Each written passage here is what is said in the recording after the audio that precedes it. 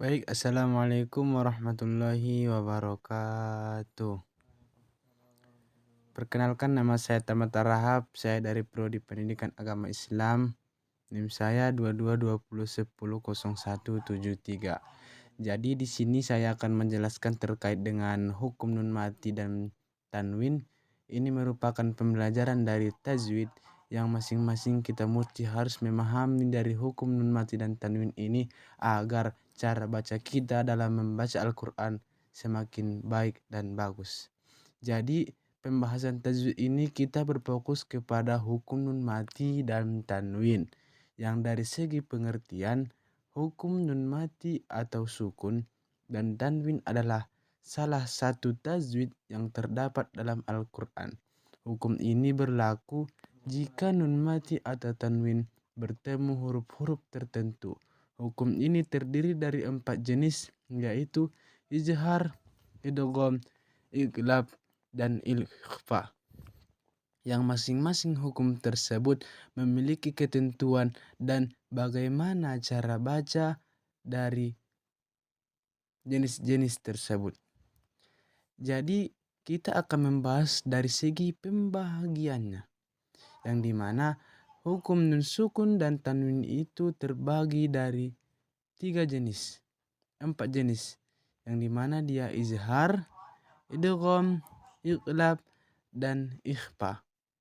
Yang 4 ini akan kita bahas bersama-sama di hari yang berbahagia ini.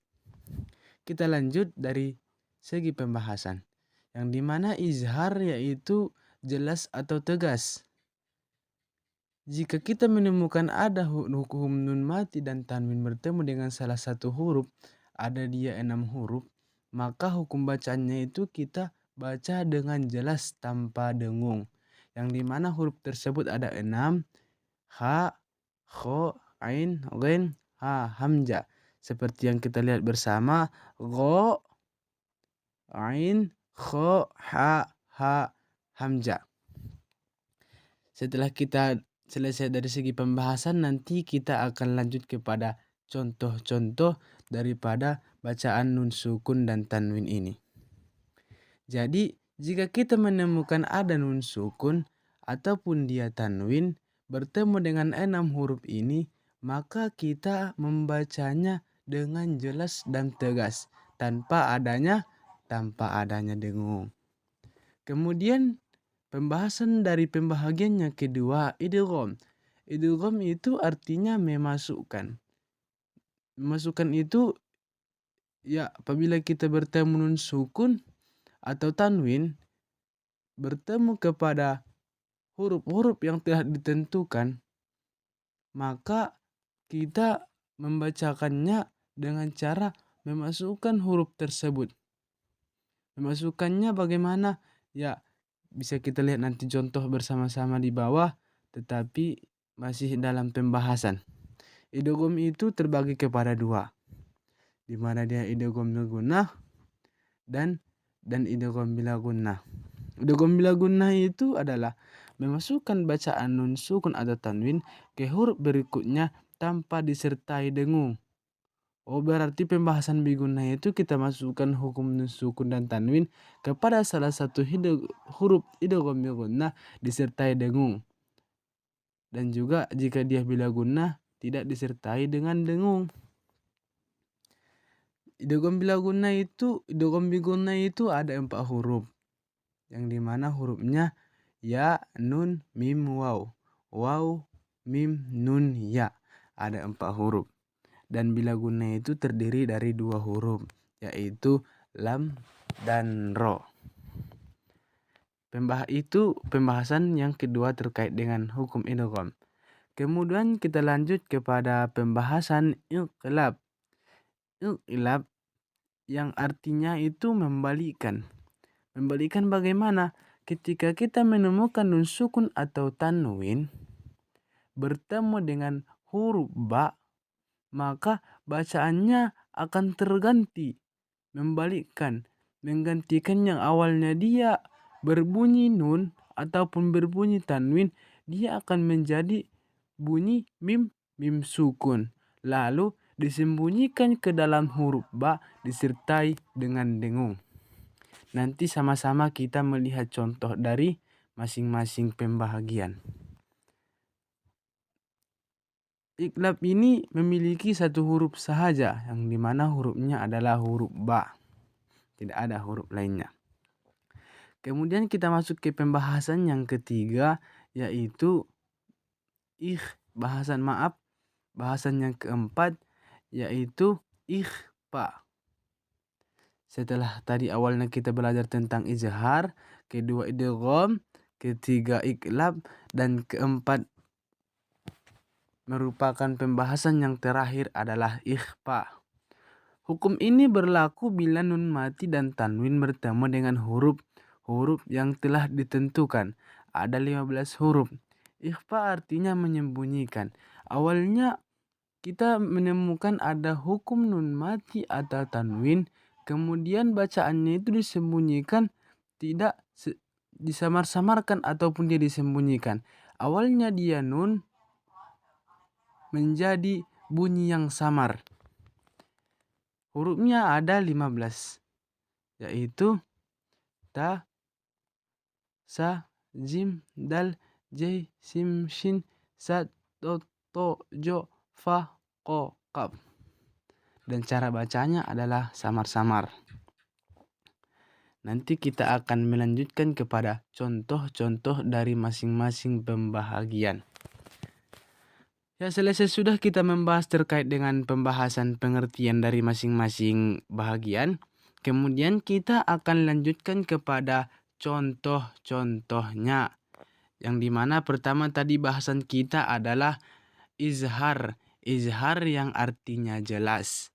Jelas kita baca tanpa ada dengung dan tanpa ada samar-samar dan tanpa ada membalikkan bacaan. Contohnya adalah man utia. Man utia. Yang dimana hukum nun mati ataupun tanwin tersebut kita baca dengan jelas tanpa ada samar. Man utia. Tanpa ada dengung, man utia. Bisa dipahami? Kemudian kita masuk kepada contoh pembahasan yang kedua, yaitu idgham. Idgham tadinya terbagi kepada dua. Yang maksud idgham adalah memasukkan yang masing-masingnya adalah pembahagiannya itu idgham bil gunnah. Kita masukkan bacaan nun dan tanwin tersebut dengan cara dengung, dan bila gunnah itu dengan cara tidak berdengung. Contoh dari idgham bil gunnah itu yaitu mayyakul, mayyakul, mayyakul. Yaitu kita membaca hukum nun mati atau tanwin tersebut dengan dengung dibarengi dengan huruf selanjutnya, yaitu huruf ya. Mayyakul. Kita mendengungkan bacaan tersebut. Kemudian selanjutnya adalah idgham bila gunnah. Yang dimana tadi hurufnya ada 2, lam dan ro. Kita akan membuat contoh dari huruf la, yaitu milladunka, milladunka, milladunka. Tidak ada dengung di dalam bacaan nun sukun tersebut. Tidak didengungkan. Tapi suaranya itu kita masukkan. Dari awalnya min ladunka menjadi mil ladunka. Masukkan huruf setelah nun sukunnya, yaitu huruf la. Kemudian masuk kepada contoh yang bahasan ketiga, yaitu iqlab. Iqlab tadi artinya membalikkan. Dari awalnya kita hanya melihat hukum nun mati atau tanwin, bacaan nun sukun atau tanwin, kemudian suaranya akan dibalikkan menjadi huruf mim. Yang dimana contohnya adalah mim baqiyah. Yang pada dasarnya bacaannya adalah min baqiyah. Tetapi hukum nun mati bertemu dengan tanwin, Hukum nun mati atau tanwin apabila bertemu dengan huruf ba, maka bacaannya itu akan berubah menjadi mim baqiya. Dibalikkan suara yang awalnya dia suara nun menjadi suara mim. Awalnya dia bacaan nun menjadi bacaan mim. Kemudian yang terakhir ataupun dia yang keempat, setelah kita bahas iqlab, kemudian kita akan bahas terkait dengan ikhfa, hukum bacaan ikhfa.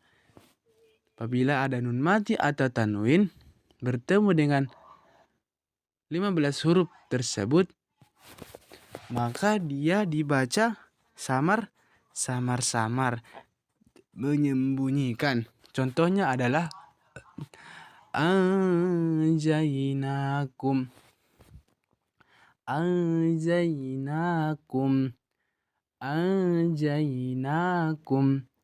yang pada dasarnya bacaan awalnya adalah anjainakum. Karena dia nun mati bertemu dengan huruf ikhfa yaitu jim, maka dia dibaca dengan samar-samar. Contohnya tadi anjainakum. Bisa dipahami? Baik, terima kasih